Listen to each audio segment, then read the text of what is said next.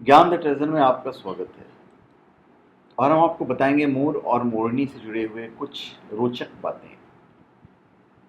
हम सभी जानते हैं कि मोर भारत का राष्ट्रीय पक्षी है। हमारे भारत का ही, ये म्यांमार का भी राष्ट्रीय पक्षी है।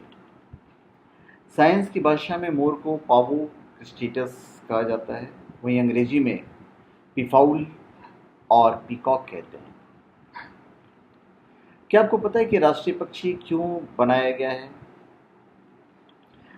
इसलिए बनाया गया है, इसकी जो खूबसूरत रंग बिरंगे जो होते हैं पक्षी, मोर को राष्ट्रीय पक्षी इसलिए बनाया गया है क्योंकि पहले यह भारत में ही पाया जाता था। राष्ट्रीय पक्षी के लिए पहले सारस, हंस, ब्राह्मणिकाइट के नामों पर ही विचार किया गया था, लेकिन मोर को ही चुना गया। इसके पीछे कई वजह मानी जाती है। नेशनल बर्ड सिलेक्शन के लिए 1960 में तमिलनाडु राज्य के उदागमंडलम में एक मीटिंग हुई थी। अभी उसका नाम ऊटा कामुंड है। तो मीटिंग के गाइडलाइंस के अनुसार देश के हर हिस्से में पाए जाने वाले पक्षी को नेशनल बर्ड के लिए चुनना जरूरी था। इसके अलावा आम आदमी उस पक्षी को जानता भी हो और वो भारतीय संस्कृति का हिस्सा हो। इन सब बातों पर मोर ही खरा उतरा। कुछ दिनों के बाद 26 जनवरी 1963 को मोर को राष्ट्रीय पक्षी घोषित किया गया। अभी सहवास को लेकर अलग अलग मत है मोर का। मोर मोरनी के सहवास का समय जनवरी से अक्टूबर के बीच में होता है। मोर भी अन्य पक्षियों की तरह ही सहवास करते हैं। मोरनी एक बार में 3 से 5 अंडे देती है। ये अंडे सफेद और पीले होते हैं। मोर संभोग के दौरान अलग अलग आवाजों के जरिए मोरनी को आकर्षित करता है। अमेरिकन नेचुरलिस्ट की रिसर्च में छपी रिपोर्ट के मुताबिक बायोलॉजिस्ट ने नर पक्षी की आवाज रिकॉर्ड की है। अब हिंदू धर्म में भी यह मान्य है। मोर शिष्टता और सुंदरता का प्रतीक है। अभी देखिए, ये जो सहवास को लेकर जो है मत, वो हम आपको एक चीज़ और बता देते हैं। जो धार्मिक विचारधारा है उसके हिसाब से मोर मोरनी सहवास नहीं करता। इसमें कहा यह जाता है कि मोर के जो नेत्रों से जो जल टपकता है उसको अगर मोरनी पी जाती है तो फिर वो गर्भवती हो जाती है।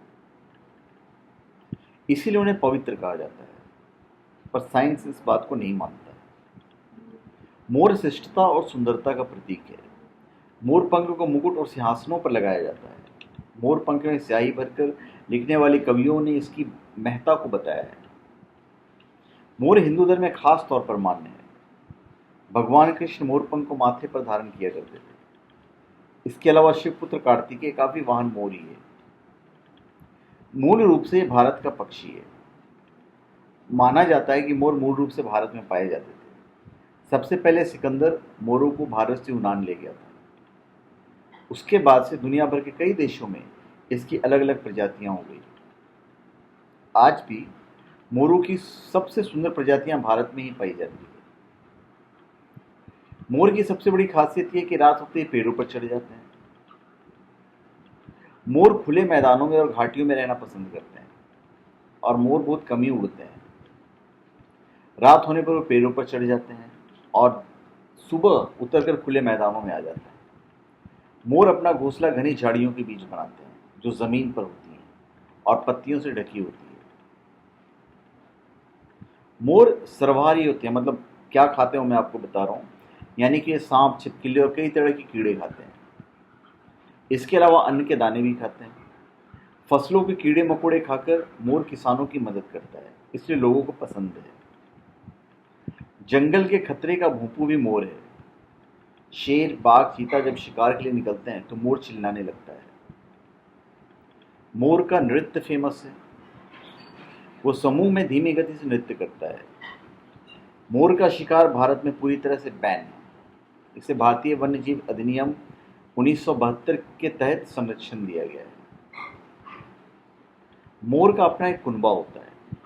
एक मोर के कुनबे में 4 से 5 से मोरनियां होती हैं। इतनी मोरनियां एक साल में 20 से 25 अंडे देती हैं। मोरनियों को आकर्षित करने के लिए मोर धीमे धीमे नृत्य करते हैं। खासकर बरसात के मौसम में मोर सबसे ज़्यादा खुश नजर आते हैं। मोर के नृत्य से प्रभावित होकर मादा मोर नर मोर की तरफ खींची चली जाती है। देश में सबसे ज़्यादा मोर मोरनियां राजस्थान, हरियाणा, पंजाब, तमिलनाडु, गुजरात और बंगाल में पाए जाते हैं। सम्राट अशोक के ज़माने में मोर को महत्व हासिल था। चंद्रगुप्त मौर्य के राज में प्रचलित सिक्कों की मुद्रा पर एक तरफ मोर का चित्र छपा होता था। मुगल बादशाह शाहजहां मुर्की नुमा तख्त पर बैठता था। हीरे मोतियों से जड़े सिंहासन को तख्त ताऊस कहा गया। अरबी भाषा में मोर को ताऊस कहते हैं। तो धन्यवाद। आप हमारे चैनल पर सब्सक्राइब करें और अपने कमेंट दीजिए। धन्यवाद।